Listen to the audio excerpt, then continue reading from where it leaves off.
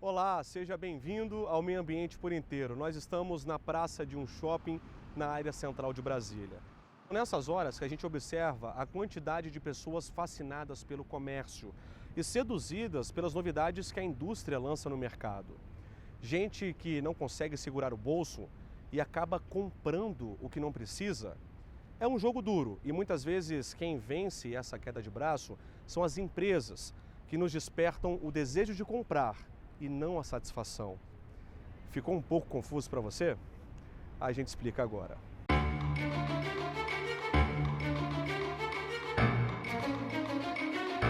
O mercado entendeu isso muito bem, assim. Vamos continuar mantendo as pessoas desejantes, né? Querendo. É um carro do ano, é a bolsa no novo modelo que saiu, a nova versão do celular. Então, isso gera sempre uma insatisfação, porque sempre tem um produto à frente, e isso é meio que uma máquina do consumo.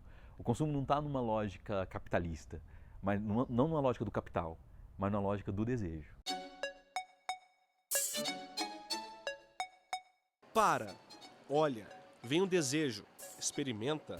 Aí quando vê, já está no caixa. Tira do bolso o cartão de crédito, divide em várias prestações, vai embora feliz. Eita cena que se repete nos comércios de todo o país. Uma vitrine atraente, bem pensada, é uma estratégia para laçar o consumidor pelos olhos. O jogo é sensorial, econômico. É muito difícil controlar, a gente sabe que é difícil, mas o sistema capitalista faz exatamente isso, você ser um consumista. Tem quem namore as vitrines há anos e todo o dinheiro que ganha deixa no comércio. Roupa, calçado, tudo que está na moda, né? Cosméticos, tudo isso, né? A mulher não consegue resistir. E sabe qual o cúmulo do consumismo? Comprar e nunca usar. Já comprei roupa, tá no guarda-roupa até hoje, porque eu passei, gostei, comprei, mas não usei. Maior o consumo, maior a produção. Consequentemente, também aumenta a demanda da indústria por energia, água e outros insumos básicos, como tecidos e tintas, por exemplo. A preservação da natureza tem a ver também com nossas escolhas como consumidor. Recentemente, a Euromonitor International, empresa de pesquisa de mercado, divulgou um relatório sobre as 10 principais tendências globais de consumo. Uma delas trata da compra consciente, quando o cliente se preocupa com a forma pela qual os bens foram produzidos. Cresce o grupo de pessoas que apoiam indústrias sustentáveis, aquelas que zelam pelo bem-estar dos animais e da natureza como um todo. O estudo também revela um conceito que está em alta e vem na contramão de tudo o que mostramos até agora: o minimalismo. É o essencial, chegar no essencial. E isso vai sendo assimilado pela contemporaneidade. Isso vai sendo assimilado pela arquitetura, isso vai sendo assimilado pelas próprias economias criativas, a gastronomia, a moda e tudo mais. O básico, né? A moda prêt-à-porter, ela é uma redução desse menos é mais, né? E hoje isso se torna um comportamento. Estamos falando de pessoas que têm reavaliado hábitos de compra, aos poucos se afastando do materialismo em excesso para se aproximar do que é simples e autêntico. Minimalistas são pessoas que pensam 2, 3, 10 vezes antes de comprar. E quando não tem jeito, querem ter informações sobre o processo produtivo e quais impactos aquela peça causou no ambiente para ser fabricada. Produtos que às vezes eu compraria e que têm uma vida útil muito longa e que às vezes eu uso muito pouco, eu poderia usar de forma compartilhada, como uma furadeira, por exemplo, né? Quantas vezes a gente usa uma furadeira quando a gente compra, né? E 2, 3 vezes, 4 vezes na vida. Então, assim, eu poderia comprar uma furadeira dentro de um condomínio, que poderia todo mundo do condomínio usar essa furadeira. Aí que vem esse novo modelo de consumo também de uma lógica do colaborativo, do compartilhado. Um exemplo mais próximo do que Leandro está falando são as bicicletas compartilhadas, usadas nas grandes cidades brasileiras. A mesma bike ou patinete elétrico atendem dezenas de pessoas no dia.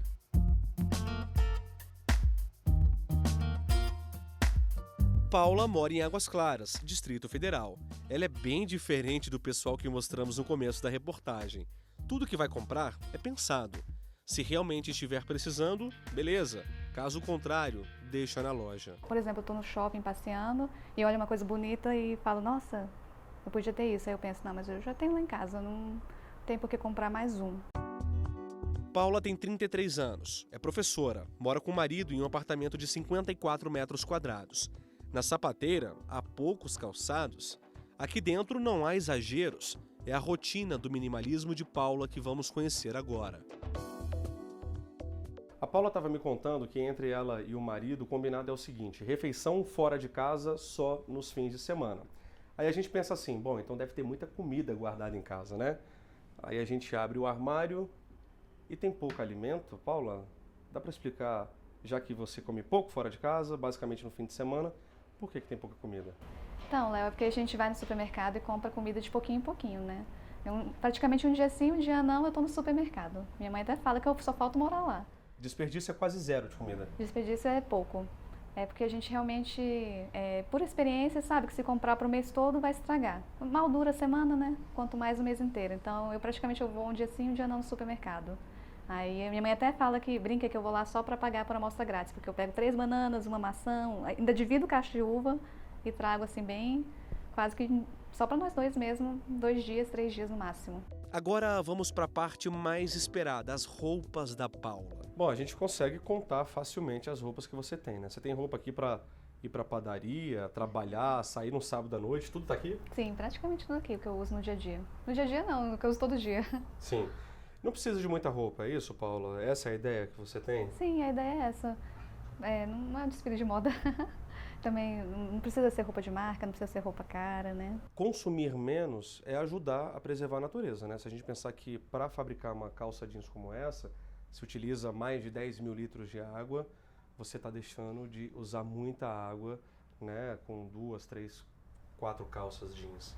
Você tem essa preocupação também ambiental? Eu tenho essa preocupação de não gerar tantos resíduos, né? Quanto mais a gente compra, mais coisa fica sobrando, mais resíduo, mais coisas tem que circular, sem contar as embalagens. Então, sim, é uma preocupação. Paula acredita num mundo mais equilibrado, justo e compartilha a experiência com os alunos, já que o futuro do planeta depende de quem está crescendo. Agora conta uma coisa aqui para mim, para o pessoal de casa também. Qual que é a vantagem para quem consome menos igual você? O que você ganha com isso? Primeiro, espaço na casa, né? Fica tudo organizado. Mas também acaba salvando muito dinheiro. E aí com esse dinheiro depois você pode sair com os amigos, você vai viajar. Vale muito mais a pena.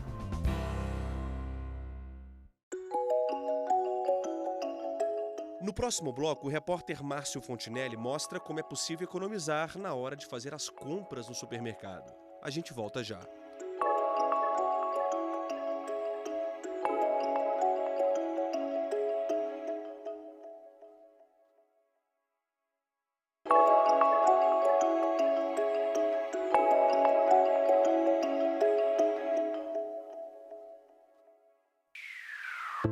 No começo do programa, você viu que foram divulgadas recentemente as 10 principais tendências de consumo no mundo.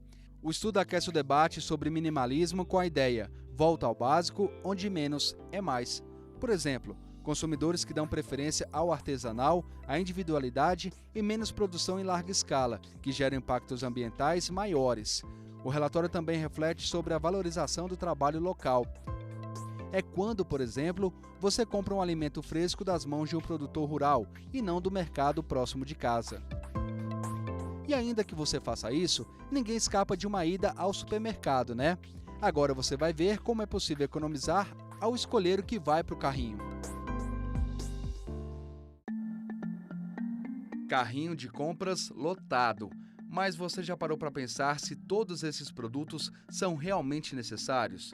E quanto nós poderíamos economizar se levássemos somente o essencial? Pois é, o Murilo pensa sobre isso sempre que decide comprar alguma coisa. Assim como tantos outros, ele chega ao supermercado com a lista de compras na mão, mas com um objetivo diferente: levar para casa somente o que precisa e nada mais. Eu geralmente procuro comprar, coisas assim como frutas, leite, carne, essas coisas assim que eu vou consumir rápido. E se você pensa que toda essa economia é ser pão duro, se engana.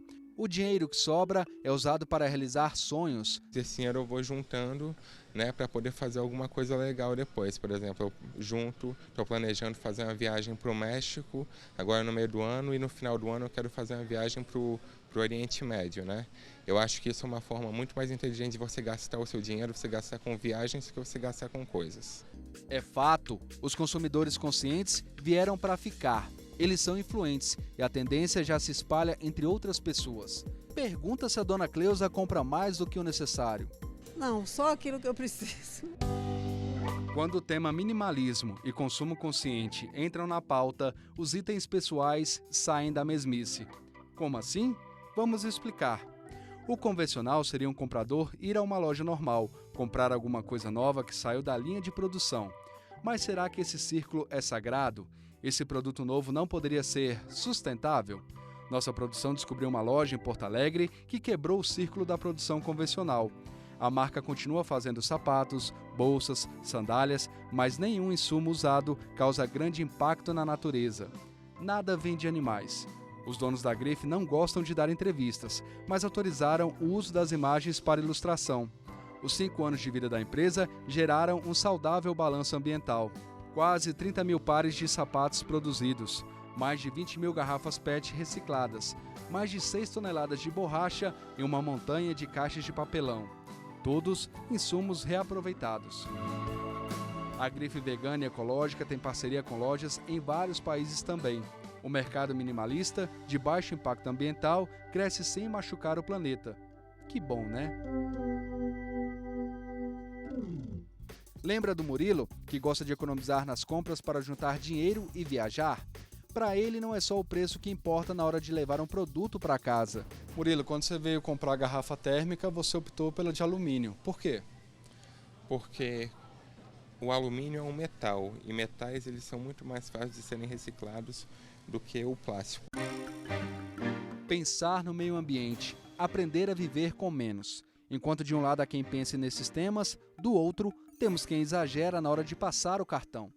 Errar a mão de vez em quando na hora da compra acontece, mas quando passa dos limites, pode se tornar uma obsessão. É importante a gente diferenciar a pessoa que é consumista, como hoje em dia a gente fala de um jeito geral, que se perde um pouco nos gastos, compra mais do que poderia, acaba se endividando. É importante diferenciar isso daquela pessoa que tem um consumo patológico, né, que a gente chama de comprador compulsivo. O comprador compulsivo é uma pessoa que se ela não compra, ela se sente muito, muito angustiada. A pessoa fica o tempo todo pensando naquilo, fica planejando que horário do dia ela vai conseguir parar para fazer a compra. E no momento que ela consegue fazer a compra, ela sente um alívio daquela ansiedade. Logo em seguida vem um arrependimento, porque ela sabe que ela não precisava daquilo, ela sabe que ela podia não estar tendo dinheiro para comprar aquilo, por exemplo. Mas naquele momento, se ela não fizesse a compra, essa ansiedade ia continuar aumentando cada vez mais. E quando devemos nos preocupar se aquele excesso de compras está se tornando uma espécie de vício? Quando isso acaba se tornando muito persistente e a pessoa, apesar de perceber os prejuízos que ela está tendo com aquilo, ela continua mantendo aquele comportamento.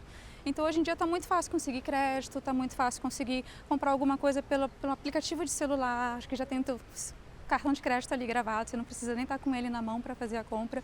Então isso facilita muito de você fazer compras por impulso, que depois você vai ver que não tem dinheiro para pagar ou que não precisava muito daquilo. Mas o comprador compulsivo é aquele que, apesar de já ter se dado conta disso várias vezes, apesar de já ter se arrependido disso várias vezes, ele não consegue mudar o comportamento.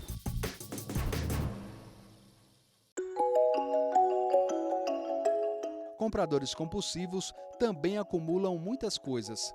Resultado, a casa cheia de coisas fica totalmente desorganizada. E é isso que vamos ver no próximo bloco com Leonardo Ferreira.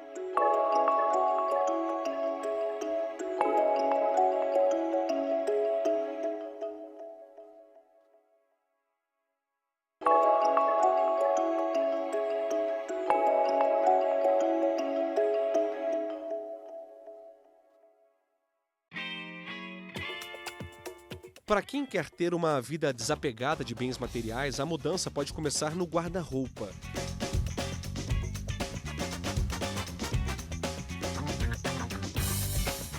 A indústria da moda é uma das que mais poluem. O consumidor consciente passou a questionar quem está por trás das roupas que veste e quantos recursos naturais foram usados para a fabricação da peça. Resultado, a indústria mudou a estratégia e o sustentável ganhou espaço. A gente vai conversar agora com a Verônica Goulart, que é coordenadora de moda e beleza do SENAC do Distrito Federal. Ela vai trazer algumas informações mais atualizadas sobre o assunto. Verônica, a indústria da moda, que é a segunda que mais polui, ela está mudando um pouco a estratégia para ser uma indústria mais consciente do ponto de vista ambiental? Sem dúvida, Léo. Isso hoje é uma preocupação de todas as marcas que já nascem com essa proposta de ser o mais sustentável possível, né? Novos negócios têm surgido para esse consumidor que tem buscado uma forma mais consciente de consumir. E o verbo comprar está sendo muito substituído pelo transformar, reformar, reciclar. Os brechós são um exemplo de consumo consciente. Não é à toa que, segundo a Verônica, cresceram mais de 80% em 3 anos. Pesquisas mostram que os negócios de roupas usadas devem movimentar bilhões de dólares nos próximos anos. Novos negócios, mudança de comportamento, novos hábitos e novos movimentos e eventos também, né? Quando a gente fala sobre a Fashion Revolution, o que traz esse movimento? Fashion Revolution é um movimento muito importante que acontece desde 2013, que é um movimento que traz à tona o que aconteceu com o edifício que caiu, né, o Rana Plaza, que vitimou muitos trabalhadores que estavam em condições análogas à escravidão, na sua grande maioria mulheres. O desabamento do prédio de 3 andares, onde funcionava uma fábrica de tecidos em Bangladesh, fez o mundo refletir sobre o lado obscuro da indústria da moda, uma das que mais poluem. Mais de 1.000 pessoas morreram no desastre e milhares ficaram feridas. Depois disso, especialistas em moda sustentável criaram um movimento Fashion Revolution, com a pergunta "Quem fez minhas roupas?". A campanha faz o consumidor pensar no processo produtivo das peças, nos operários envolvidos no processo. A campanha também prega a preocupação com menos impacto ambiental. Como conciliar a paixão pela moda com sustentabilidade? Perfeitamente possível, né? O designer, por natureza, ele pensa fora da caixa e ele está sempre up to date com o que está acontecendo de comportamento. Então, o design, na verdade, ele se antecipa ao comportamento da sociedade e ele traz à tona isso. Nossa reportagem também conversou com esse advogado, especialista em direito ambiental. Ele explica que no Brasil existe a política de educação para o consumo sustentável desde 2015. O objetivo dela é justamente criar formas ou fomentar meios de educação, não só de representantes públicos, mas também a chegar na casa dos indivíduos, chegar nas famílias, chegar nas pequenas empresas e mudar a forma de pensamento dos empresários, dos individuais como um todo, das condutas de todo cidadão no âmbito de suas residências e também de suas atuações respectivas profissionais. O advogado lembra que o Brasil é o país com a maior biodiversidade do mundo. Tanto as empresas como o consumidor precisam ser incentivados a mudar a postura e a ajudar no equilíbrio do ecossistema. Na esfera individual, o que a gente vê é o seguinte: é uma tentativa não só de ações governamentais, mas também de ações de empresários, para que os indivíduos tenham mais consciência. Por exemplo, existem campanhas para reduzir o uso de saco plástico. Hoje a gente vê nos mercados aquelas sacolas retornáveis, aquelas sacolas grandes, justamente para reduzir um pouco o uso das sacolas de plástico. O Meio Ambiente por Inteiro mostra agora como atitudes simples podem fazer a diferença lá na frente. Por isso, vamos contar a história da Cirlei, moradora de Brasília. Como a maioria das mulheres, Cirlei sempre gostou de ter o guarda-roupa colorido, até que um dia havia tanta peça que virou uma bagunça. Ele estava bastante confuso e eu percebi que tinha bastante roupas, calçados, acessórios que eu não usava mais e que estava aqui ocupando espaço. mas eu tinha um pouco de dificuldade de me desfazer deles, porque eu pensava sempre que um dia eles poderiam ser úteis. Sirlei foi comprando, até que o guarda-roupa não suportou mais. E como ela tinha dificuldade de se desfazer das peças, procurou ajuda. Eu soube que tem profissionais que são especialistas, né, nesse tipo de trabalho, tanto em organização quanto em auxiliar a pessoa a perceber o que vai ser útil para ela. Então eu contratei uma pessoa que fez para mim um trabalho e isso vem facilitando bastante a minha vida. Nesse ponto da história pessoal de Sirlei, apareceu a Kellen, especialista em bagunça generalizada. Não tinha, assim, uma visão do que é prático, né? Tinha coisa bem lá escondida, que ela usava muito, e tinha coisa de festa, por exemplo, que estava bem visível ali e não precisava.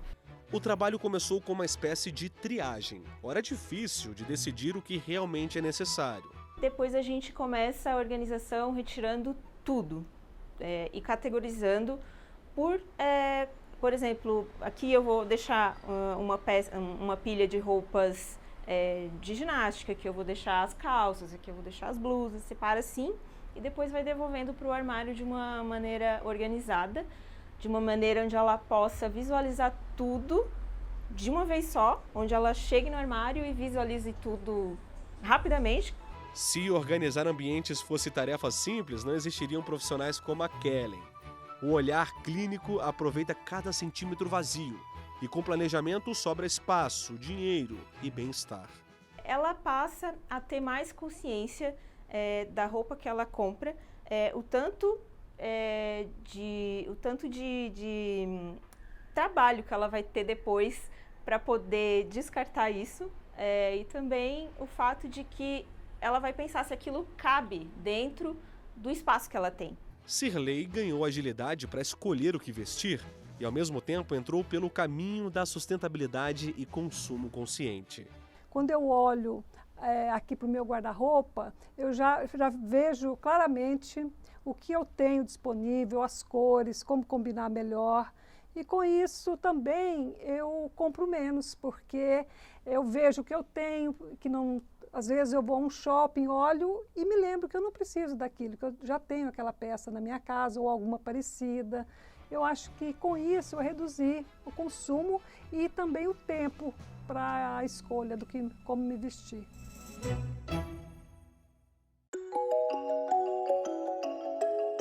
O Meio Ambiente por Inteiro fica por aqui. Quer rever esse ou outros programas? Acesse tvjustiça.jus.br.